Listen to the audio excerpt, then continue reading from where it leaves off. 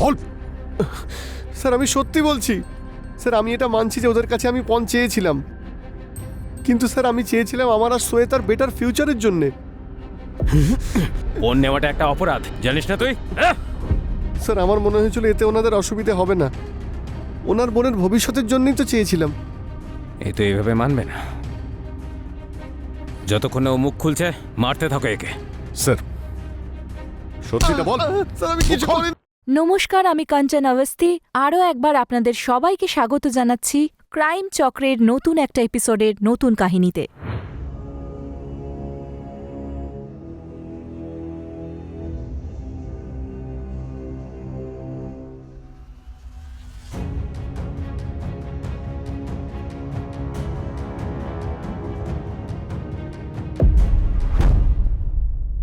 রোশন, তুমি তুমি তো ভয় পাইয়ে দিয়েছিলে।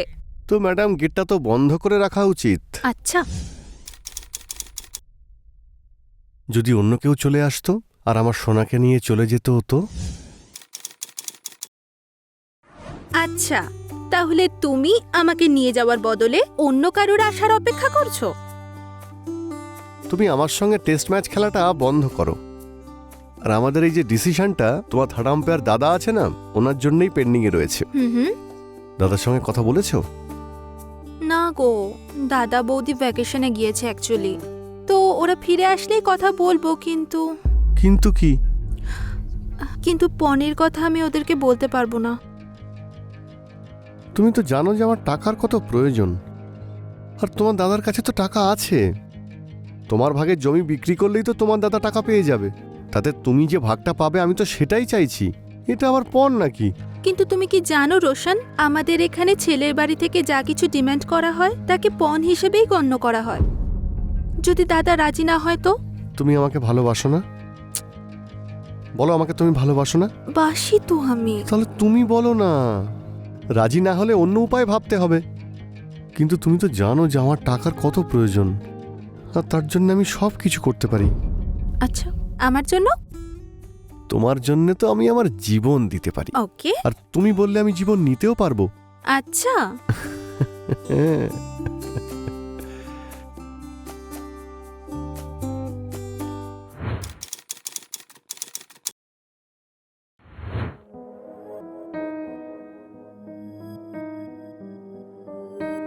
হ্যালো। নিয়ে এসছো টাকা? হ্যাঁ, সব টাকা নিয়ে এসেছি। আর তুমি যে লোকেশনটা বলেছিলে সেখানেই দাঁড়িয়ে আছি। ব্যাগটা ওখানে সাইডে রেখে চুপচাপ বাড়ি চলে যাও।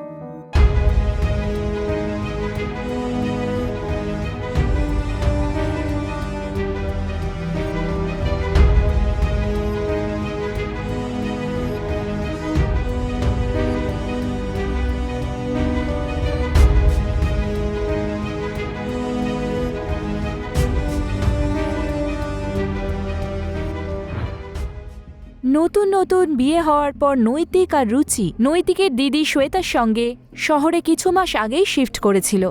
শ্বেতার বয়ফ্রেন্ড রশনও সেই শহরে এসে থাকতে শুরু করে। শ্বেতা রশনকে খুব ভালোবাসত, কিন্তু রশন হয়তো টাকার জন্য শ্বেতাকে বিয়ে করতে চাইছিল। আমাদের সমাজে পণ প্রথা উই পোকার মতো কাজ করে। এই প্রথা নারীদের জীবনকে ধীরে ধীরে পুরো শেষ করে দেয়।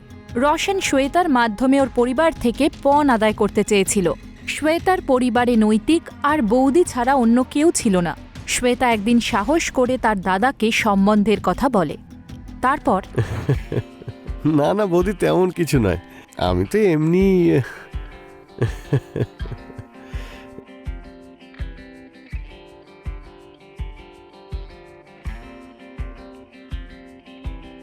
আরে, আমাদের শ্বেতা তো দেখছি এখন থেকেই ছেলের বাড়ির হয়ে গেল। আরে বৌদি, তুমিও না। চলো ঠিক আছে, তোমরা একে অপরকে পছন্দ করেছো। শ্বেতা আমাকে বলেছে তোমার বিষয়। হ্যাঁ দাদা, আপনার যদি আশীর্বাদ পাই তো আমি আর শ্বেতা নতুন এক জীবন শুরু করতে পারি। দাদার আশীর্বাদ তো সব সময় বোনের ওপর থাকবেই।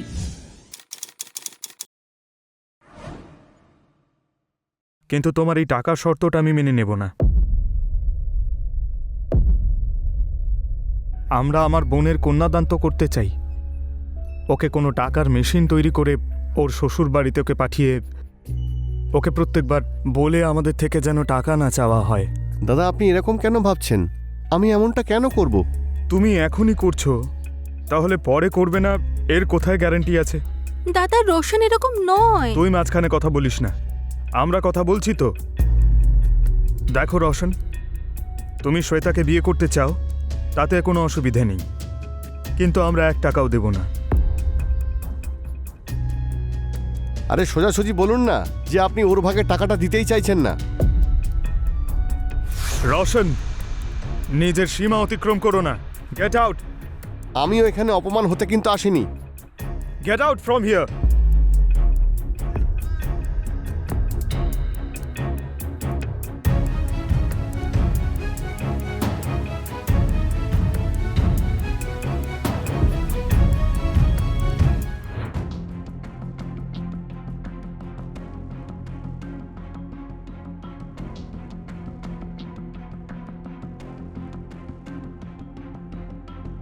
যেটা হলো সেটা ভালো হলো না। শ্বেতাও হয়তো মনে মনে এটাই ভাবছে যে ওর সম্পত্তি আমরা হাতিয়ে নিতে চাইছি। আমাদের কাছে এটা ভাবার সময় নেই এখন।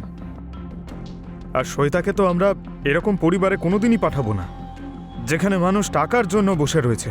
তুমিও ঠিকই বলছো, কিন্তু শ্বেতাকে সেটা কে বোঝাবে? ও তো রোশনকে বিয়ে করবে বলে জেদ ধরে বসে আছে।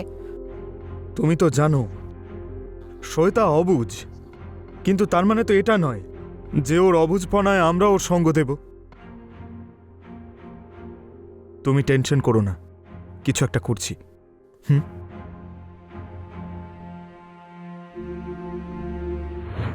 নৈতিক আর রুচি শ্বেতার ভালোর জন্য ওকে রোশনের মতো মানসিকতা সম্পন্ন মানুষের সঙ্গে জীবন কাটাতে দেওয়ার বিরুদ্ধে ছিল। আর ওদের এই ভাবনাও সঠিক। যে ব্যক্তি এখন টাকাকে সম্পর্কের থেকেও বেশি বলে মনে করছে, সে বিয়ের পরে নতুন কোনো ডিমান্ড করবে না, এটার কি গ্যারান্টি আছে? কিন্তু রোশন শ্বেতার মনে তার দাদা বৌদির বিরুদ্ধে বিষ ঢালতে শুরু করে দিয়েছিল। এখন এই বিষ কী রূপ নেবে? অর্থাৎ রোশন নিজের টাকা পয়সার চাহিদা পূরণ করার জন্য কত দূর যেতে পারে সেটা বলা মুশকিল ছিল। শ্বেতা আর রোশনের মধ্যে সেই দিনের পর থেকে সামান্য দূরত্ব হয়েই ছিল। তখনই হঠাৎ করে একদিন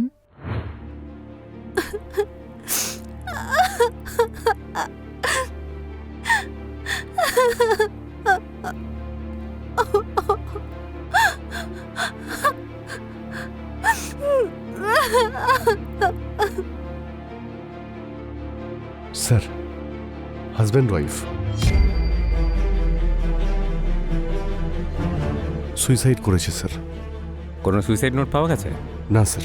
তাহলে কি করে বলতে পারো এটা সুইসাইড? স্যার ওই পয়জনের বটল দেখে। এটাকে ফরেন্সিকের জন্য পাঠাও। ম্যাডাম, 2টো বডিকে পোস্টমর্টমের জন্য পাঠিয়ে দিন। ঠিক আছে।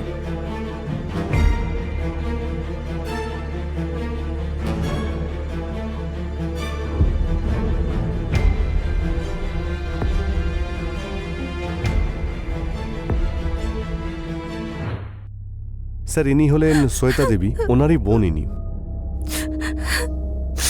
শ্বেতা দেবী আপনার দাদা বৌদিকে কোনো মানসিক অবসাদের মধ্যে দিয়ে যাচ্ছিলেন, বা এমন কিছু যেটার জন্য ওরা সুইসাইড করতে পারেন? না স্যার, ওরা তো ভালোই ছিল। ওদের বিয়ে হয়েছে মাত্র 4 মাস হলো। আমি জানি না ওরা কেন হঠাৎ করে সুইসাইড করলো। ওনার সঙ্গে কারোর কোনো শত্রুতা ছিল যে ওনার বিরুদ্ধে ষড়যন্ত্র করতে পারে? না স্যার, আমরা এখানে নতুন এসেছি, আমরা আগে থাকতাম না এখানে, কাউকেই চিনি না আমরা। শুধু দাদার একজন বন্ধু আছে, তার থেকে বেশি দাদা কিছু শেয়ার করেনি আমার সঙ্গে। আপনি প্লিজ নিজেকে একটু সামলান। যাই হয়ে থাক না কেন, ইনভেস্টিগেশনে ঠিক জানা যাবে।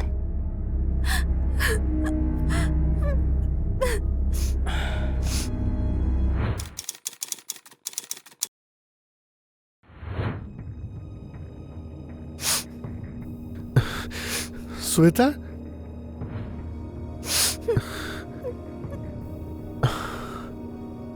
নিজেকে শান্ত করো তুমি। কোথায় ছিলে তুমি এতদিন? আমি কতবার তোমাকে ফোন করেছি, ফোন যাচ্ছিল না তোমার কাছে। আমি একটা আর্জেন্ট কাজে বাইরে গেছিলাম, আমি খবরটা শুনেছি। কিন্তু দাদার বৌদি হঠাৎ করে সুইসাইড কেন করলেন? ওনারা একবারও তোমার কথা ভাবলেন না যে তুমি একা এখানে কি করে থাকবে? আমারও এখন মনে হচ্ছে আমি সুইসাইড করি, আর দাদা বৌদির কাছে চলে যাই। পাগল নাকি? এরকম কথা আর কোনোদিনও বলবে না। এখন তো আমি এসে গেছি। এতদিন তো ছিলে না, তাই ভেবেছিলাম তুমি আমাকে ছেড়ে চলে গেছো। এখন তো আমি এসে গেছি। সারা জীবন আমি তোমার সঙ্গেই থাকবো।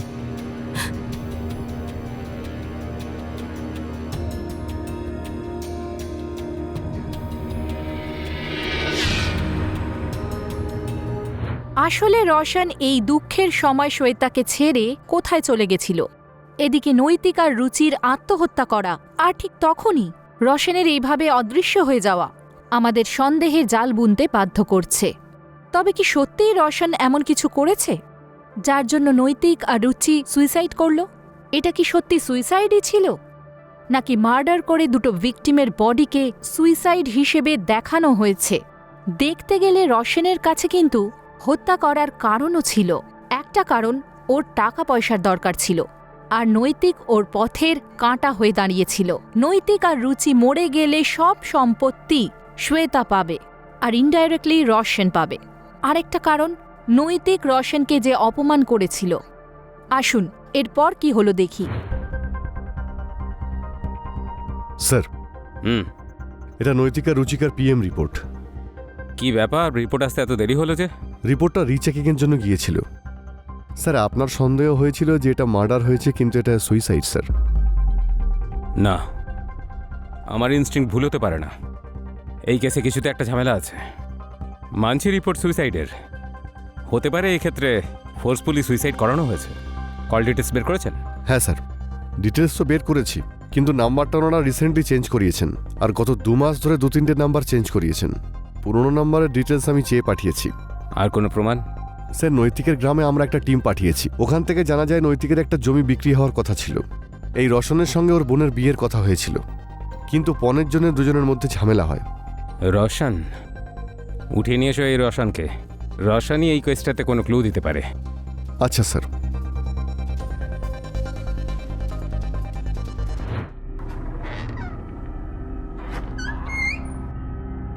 স্যার, এই হলো রোশন।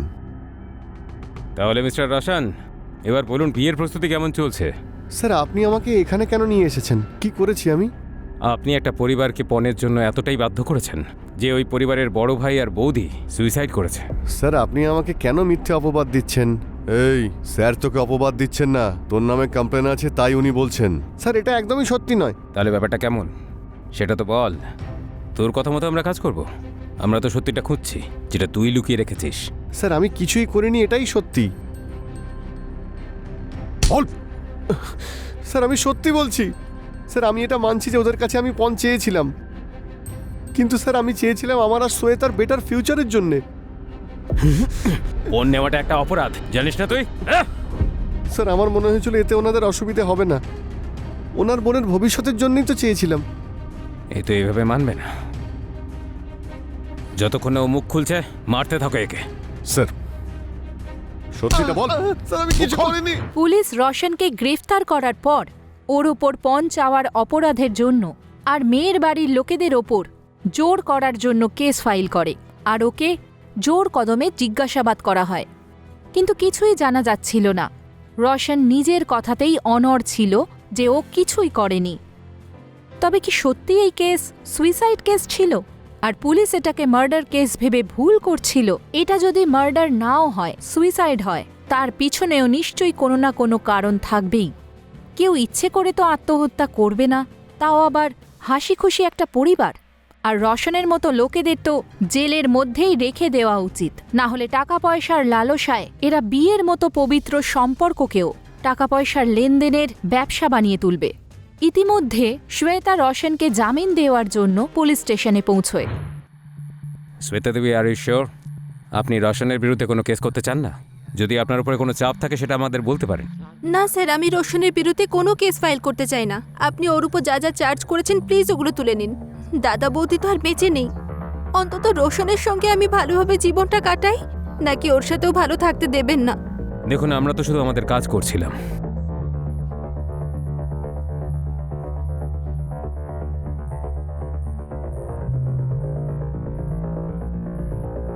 তুমি ঠিক আছো?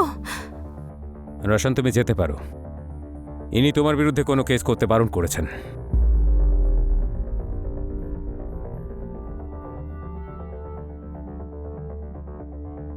স্যার আমার মনে হচ্ছে যে শ্বেতাও এর সঙ্গে জড়িত, কারণ দাদার বৌদি মারা যাওয়ার পরে সমস্ত সম্পত্তি তো ওরই হবে। যেভাবে ও রোশনকে সাপোর্ট করছে, আমি নিশ্চিত রোশনের সঙ্গে ও জড়িত। ওই নৈতিকা রুচির পুরনো নাম্বারের কল ডিটেলস পেয়েছেন? হ্যাঁ স্যার। নৈতিকা রুচিকার কল ডিটেলসের ফাইল স্যার, এই যে।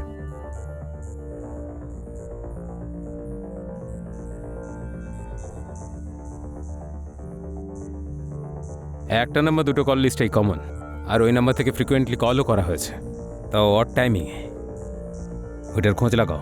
আরও একটা কথা স্যার, আমি নৈতিকের বন্ধুদের জিজ্ঞেস করেছি, নৈতিক বন্ধুদের কাছ থেকে 20 লাখ টাকা ধার নিয়েছিল। কে?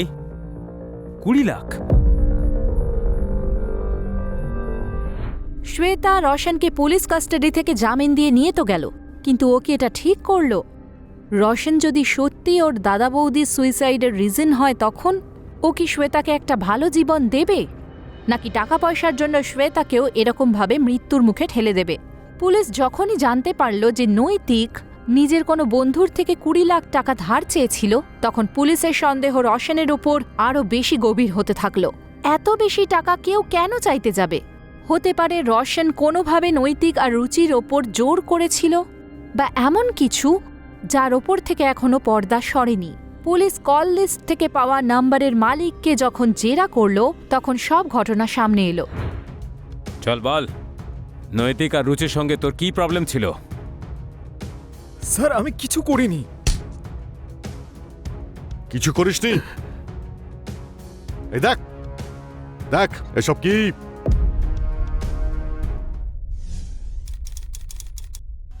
এবার সত্যিটা বল, না হলে এত মারবো না যে তোর আত্মাও শরীর থেকে বাইরে বেরিয়ে পোজ দেবে।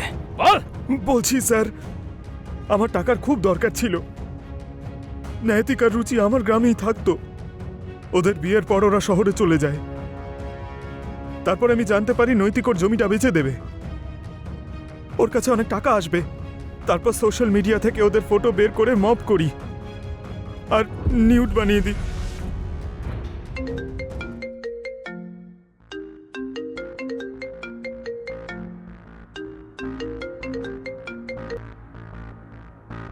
হ্যালো, জানেমান, তোমার ফোনটা তো চেক করো একবার।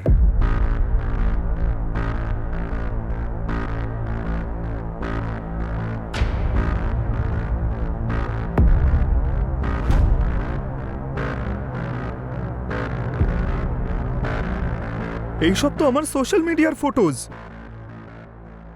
এগুলো দিয়ে কি করেছো তুমি? আর কে তুমি? তুমি জানো এগুলো মব ফটোজ, আর আমি জানি, কিন্তু পাবলিক তো ফটো দেখে পুরো মজা নেবে। যখন তোর বউকে লোকে এই অবস্থায় দেখবে, তখন ভাব তোর মনের অবস্থা কি হবে। কে তুমি? কেন করছো এইসব? দেখো। দেখবে তো এবার লোকে রঙিন যৌবন তোমার। তোর আর তোর স্বামীর বাইরে বেরোনো মুশকিল হয়ে যাবে। পুরো ইন্টারনেটে তোর ফটো ভাইরাল করে দেব। যেখানে যাবি লোকে তোদের দিকে নোংরা নজরেই তাকাবে। বল, করে দেব ভাইরাল?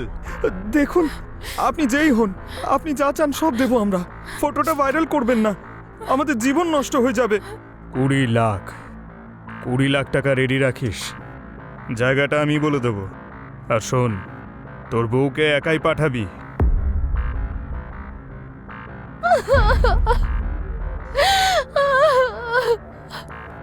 হ্যালো, নিয়ে এসছো টাকা? হ্যাঁ, সব টাকা নিয়ে এসেছি, আর যে লোকেশনটা বলেছিলে সেখানেই আছি। ওইখানে সাইডে ব্যাগটা রেখে চুপচাপ চলে যাও।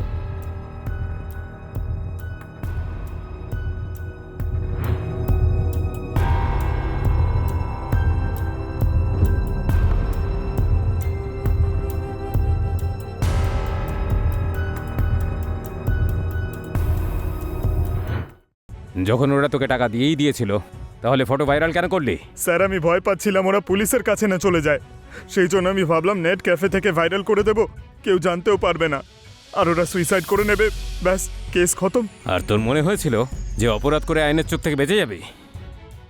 অপরাধী যতই ধুরন্ধর হোক না কেন, আইন তাকে ঠিক ধরে ফেলে। একে এত মারো যেন নিজের ফটো এডিট করার আগেও ও 100 বার ভাবে। স্যার, লোকেশ একটা সাধারণ ছেলে, টাকার অভাবে হোক বা টাকা পয়সার লোভে অপরাধের এমন এক চোরাবালিতে সে প্রবেশ করল যার ফলে অনেকগুলো জীবন শেষ হয়ে গেল। সোশ্যাল মিডিয়া এমন একটা প্ল্যাটফর্ম যেটা আমাদের ভালোর জন্য বানানো হয়েছে, যাতে আমরা দূরে থাকলেও একে অপরের কাছে থাকি, একে অপরের জীবন সম্পর্কে জানতে পারি। কিন্তু আজকাল সোশ্যাল মিডিয়াতে যে কোনো ফটো আপলোড করা বিপদের থেকে কম নয়। না জানি কেউ আপনার সেই ছবির সুযোগ নিয়ে আপনাকে ব্ল্যাকমেল করতে শুরু করে দিল। নৈতিক আর রুচির ছবি লোকেশ ছেলেটি টাকা পাওয়ার পরেও ভাইরাল করে দিয়েছিল, যার ফলে দুজনেই নিজেদের প্রাণ হারায়। এই ঘটনা থেকে আমরা এই শিক্ষাই পাই যে যখনই আমরা যে কোনো ছবি সোশ্যাল মিডিয়াতে দেব, সেটার সেটিংয়ে গিয়ে সেটাকে আমাদের ফ্রেন্ড সার্কেল ছাড়া অন্য কারোর জন্য অ্যাভেলেবল না রাখা। পরের এপিসোডে আপনাদের সঙ্গে আবার দেখা হবে। নমস্কার।